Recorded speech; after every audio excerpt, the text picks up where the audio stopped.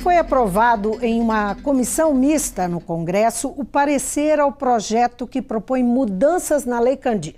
A matéria obriga a União a repassar anualmente 39 bi de reais a estados e ao Distrito Federal para compensar perdas de arrecadação no ICMS sobre produtos destinados à exportação. Minas é um dos estados beneficiados caso a matéria seja aprovada, porque o projeto ainda terá de passar pelos plenários da Câmara e do Senado. Eu converso com o deputado Bonifácio Mourão, que foi relator da Comissão Especial da Dívida Pública da Assembleia até 2015 e conhece bem sobre esse assunto, as finanças do Estado. Bem-vindo, deputado. Obrigado. Às ordens. Deputado, qual que é a importância, então, do avanço desse parecer ter sido aprovado, que isso representa um avanço do projeto no Congresso? Como é que o senhor enxerga isso? Primeiramente, todos os estados brasileiros são credores da União em razão da Lei Candir. Essa Lei Candir, todos sabem, ela isentou o ICMS dos produtos primários. Em razão disso, os estados mais produtores, como é o caso de Minas Gerais, do minério e assim por diante, produtos destinados à exportação, ficaram muito prejudicados. Desde isso é histórico, século passado, que já vem aumentando cada vez mais essa dívida. E Minas Gerais chegou, pelos cálculos reais, a um crédito de cerca de 90 bilhões de reais com a União.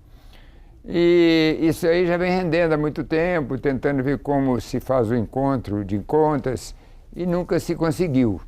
Agora, com essa decisão, a gente vê uma luz no fundo do túnel. É bem verdade que essa luz no fundo do túnel não olha para trás, né?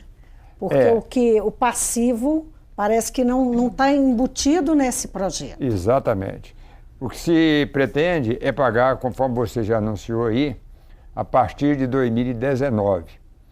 A Comissão Mista do Senado entendeu que deve pagar, a União teria que pagar a todos os estados brasileiros 19 bilhões em 2019. Progressivo. Né? Mais 29 bilhões em 2020 e, a partir de 2021, os outros 39 bilhões, cerca de 87 bilhões de reais.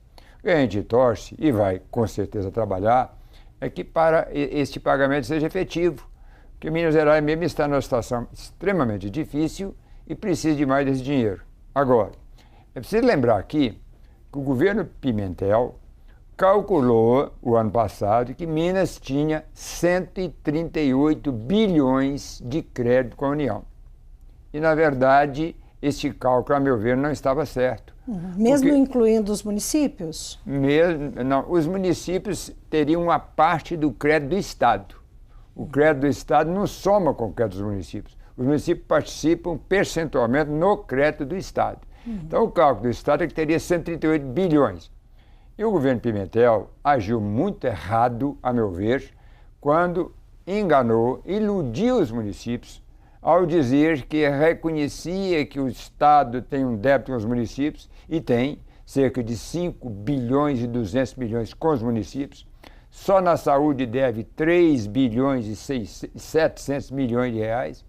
E o governo Pimentel, o governador Pimentel do PT, alegou que pagaria quando recebesse o seu crédito da Lei Candir. Ora, primeiro, o cálculo do governo Pimentel não estava certo. Segundo que... Mas essa base o senhor toma onde? O cálculo, qual que é a base de cálculo que o senhor tem?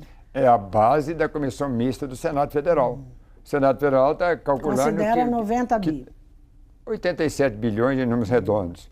E que isso é um crédito de todos os estados brasileiros. Se é de todos os estados, como é que Minas Gerais sozinha tem 138 bilhões de crédito?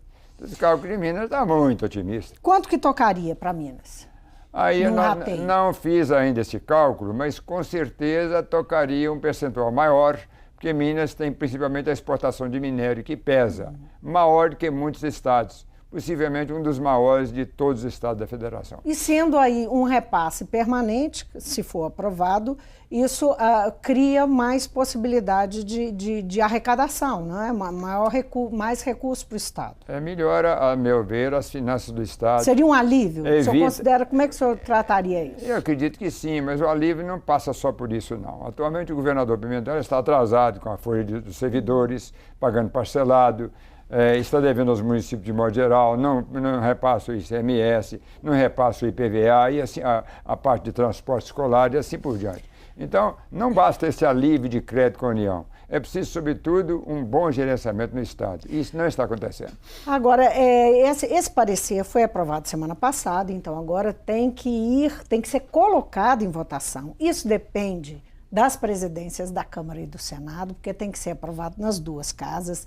Então, depende da decisão dos presidentes para que vá para a pauta. É assim que funciona no Legislativo, certo? Bom, e depois tem que ser aprovado. Tem que passar pelos dois plenários, para depois ir à sanção. Então, esse é um trâmite difícil, complicado, em qualquer ano. Agora, em ano eleitoral, nós sabemos que é um grande desafio. Qual é o prognóstico do senhor? É muito difícil a gente ver esta aprovação esse ano, embora a gente torça e tenha que trabalhar nesse sentido, exatamente porque o quórum, principalmente no segundo semestre, é menor por causa das eleições. Os deputados, de modo geral, estão preocupados com a sua reeleição ou com as suas eleições e o quórum deverá ser menor. Por enquanto, nós temos pareceres técnicos. A votação, conforme você acentuou, depende do plenário, tanto do Senado quanto da Câmara dos Deputados. Então, pode ser que essa votação seja efetuada esse ano, mas depois das eleições. Agora, há também a questão do governo Temer, né, que tem um grande desafio fiscal que não encontrou solução até agora para ele, apesar de algumas medidas que tomou, e também não tem interesse de ver isso resolvido, né? A falta de interesse do governo Temer pode também adiar, jogar para frente? O senhor acha que Acredito que não, porque vai haver uma pressão muito grande por parte dos estados, de modo geral, por parte dos municípios, e com certeza os deputados vão seguir a vontade daqueles que se representam. A Assembleia está pronta para pressionar? É claro, nós temos que pressionar ao máximo. Sem olhar a coloração partidária, nós temos que olhar o interesse do nosso estado de Minas Gerais e é o que nós vamos olhar. Como é que o senhor, já existe alguma articulação na casa nesse sentido? Desde do ano passado, quando o deputado Priante foi o relator da comissão da Câmara, nós já nos movimentávamos para viajar a Brasília e assim por diante, para nós cobrarmos tudo aquilo que foi direito do nosso estado de Minas Gerais. E isso vai continuar? O senhor acha que agora com esse parecer tem chance de com mais intensidade, sem dúvida. Agora, deputado, vamos falar um pouquinho então, vamos torcer para que a Lei Candir se desenrole no Congresso, porque Minas Gerais está também numa situação bastante delicada. Vamos falar um pouquinho de eleição? Vamos. Ano de eleição, nós temos aí a candidatura de Antônio Anastasia, que definiu o rumo do PSDB na eleição, né, ao ser anunciada. O senador Anastasia, que ficou bastante reticente durante muito tempo, mas cedeu aos apelos do partido. O partido tem expectativa de reunir o campo de oposição de novo sob a liderança do PSDB?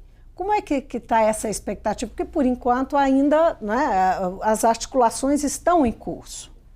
Olha, tem expectativa e grande, e isto já está acontecendo. Alguns partidos já estão somando com o senador Anastasia como pré-candidato ao governo de Minas.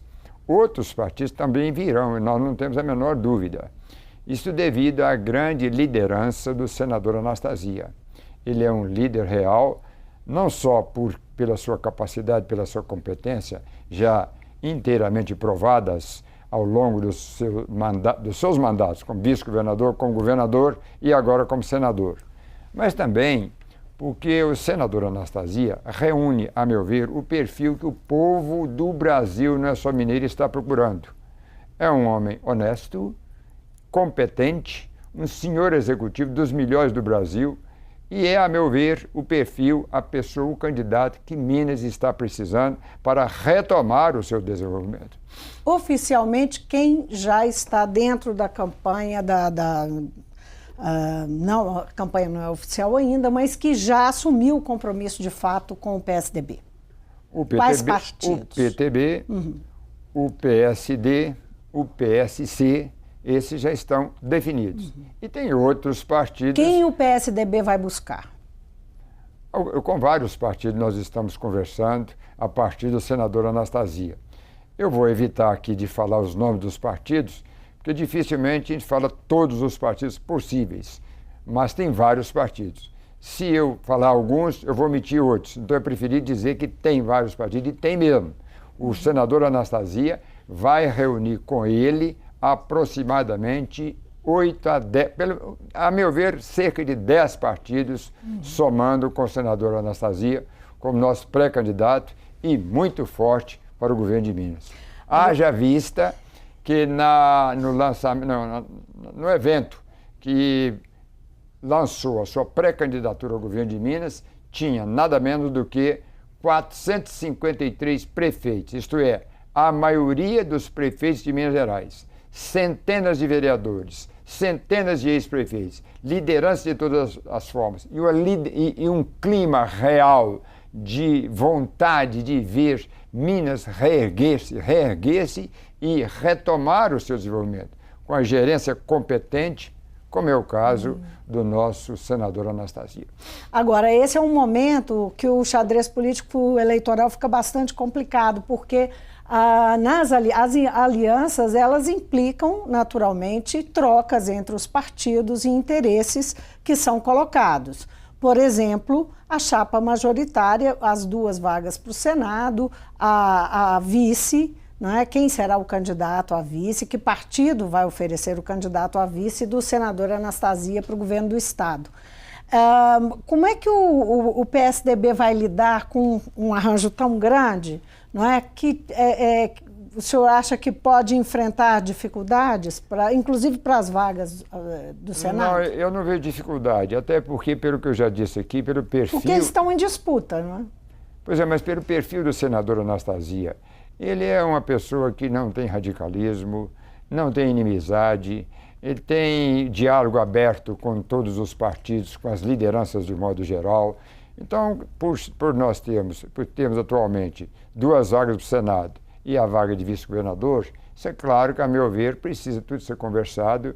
Nós não pretendemos, dentro do PMDB, que todas as vagas sejam ocupadas por companheiros do PSDB, e o PSDB vai abrir os seus braços para acolher aqueles partidos que quiserem somar conosco. E, naturalmente, irão ocupar alguns espaços importantes, como é o caso de candidatura a vice-governador e 2 a senadores. Em que pé estão as tentativas, ou se há tentativas ainda, de negociação com o DEM e com o PSB? O DEM de Rodrigo Pacheco, que é pré-candidato ao governo do Estado, e de Márcio Lacerda, do PSB, também colocado. Os 2 fazem parte desse campo político a que eu me referi, que até algum tempo atrás tinha a liderança do PSDB, mas agora eles mantêm candidaturas.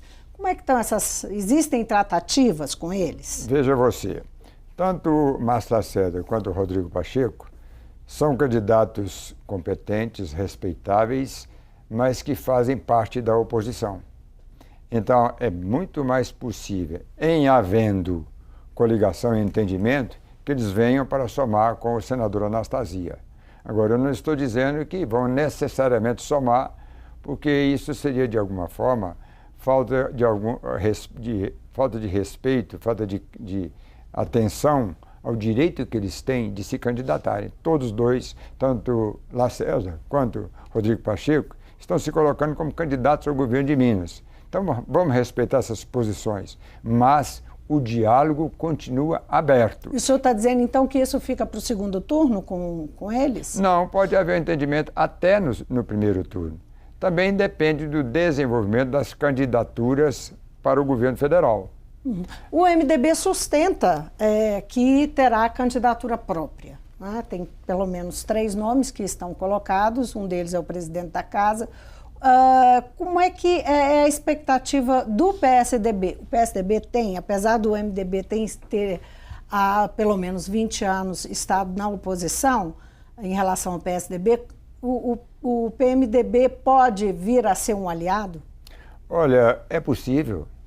Não, o que foi complicado e difícil foi para o PT. O PMDB, o MDB agora, desgarrar-se do PT. O MDB agora desgarrou. O MDB está firme e disposto a lançar candidatura própria. Nós estamos ouvindo até os nomes prováveis, que inclui o nosso presidente da Assembleia Legislativa, o deputado Adalclever Lopes, que, sem dúvida, é também um nome de respeito.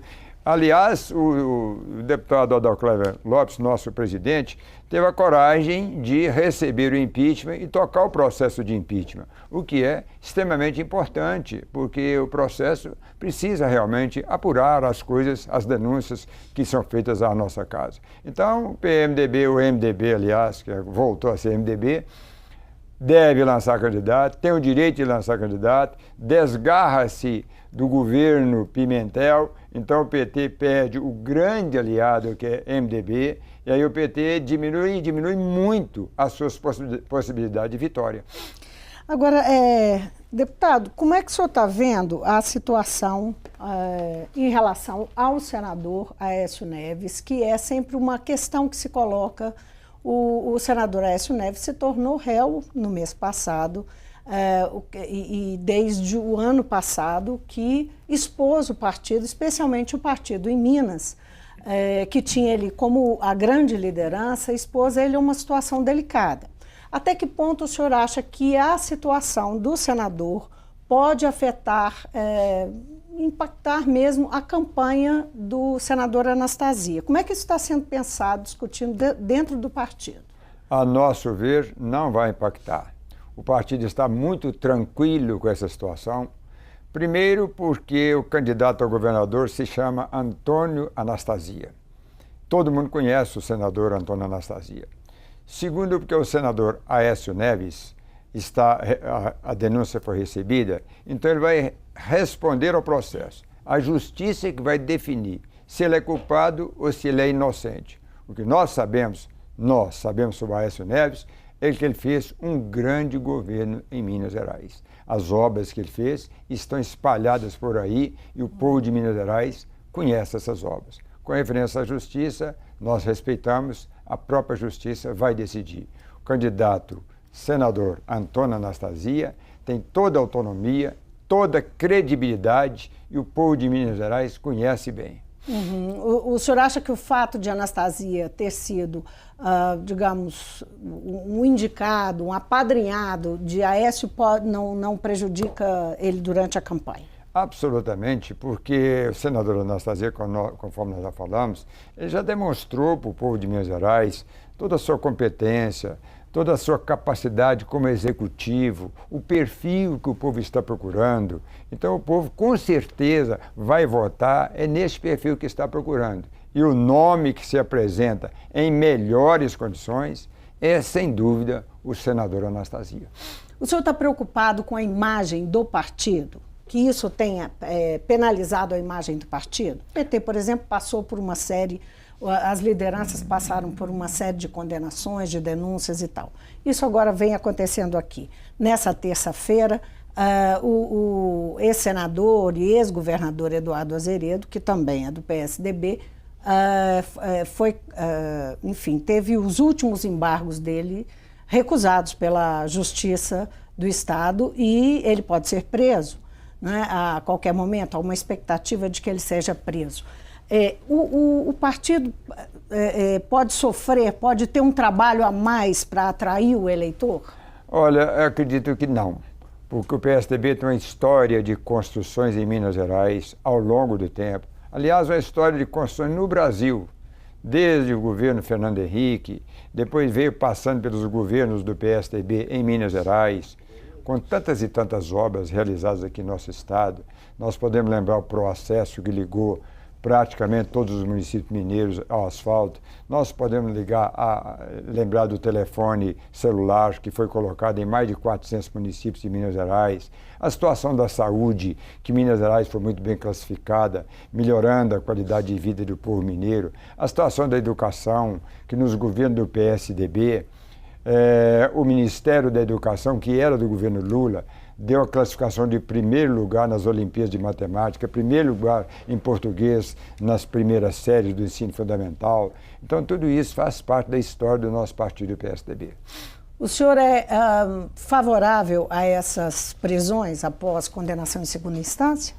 Eu acho que precisa ser uma questão melhor estudadas, porque a prisão em segunda instância não dá direito ao acusado da sua total, ampla defesa, conforme previsto na Constituição. Por outro lado, nós precisamos de agilizar mais o judiciário para que os processos não fiquem eternamente correndo na justiça. É preciso que os processos sejam decididos com mais rapidez. É preciso mudar o sistema judiciário para que os recursos não continuem eternizando o processo. Processo demorar 10, 15, 20 anos, isso é que não pode acontecer. Qual que é o palpite do senhor sobre o impeachment? Para que lado vai caminhar isso? O senhor acha que ele vai a termo?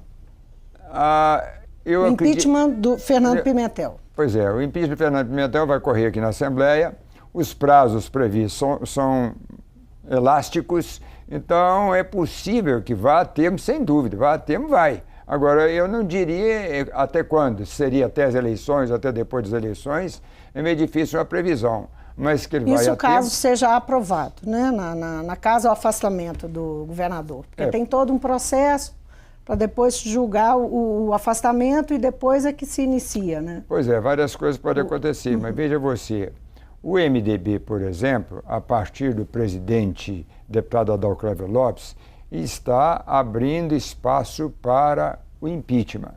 O MDB tem um número considerável de deputados aqui na Assembleia, é o que tem o maior número. Vamos ver para que lado vai pender o MDB? Os deputados da oposição, todo mundo já sabe todos sabem qual é a nossa posição. Os deputados do chamado Bloco Independente também, naturalmente, vão definir a sua posição. E o próprio MDB, que é bloco de governo, tem sido até agora, também deverá ter alguma alteração no seu posicionamento. Mas o senhor não arrisca um palpite?